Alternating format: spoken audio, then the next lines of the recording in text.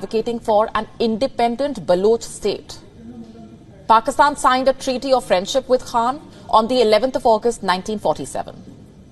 However, the British, who were wary of Russian expansionism, wanted Qala to accede to Pakistan.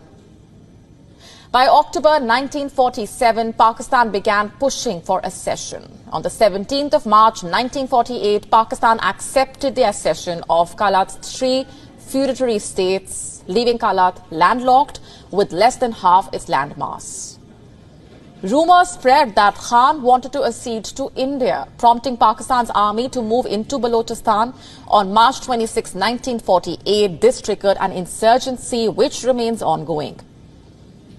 The insurgency is against the so-called unjust behavior of Pakistan towards Balochistan. There have been at least 5 Baloch wars of independence, fought in 1948, 1958 to 59, 1962 to 63, and 1973 to 77. The current one has been ongoing since 2003. These insurgencies have been brutally dealt with by Pakistani forces who have been accused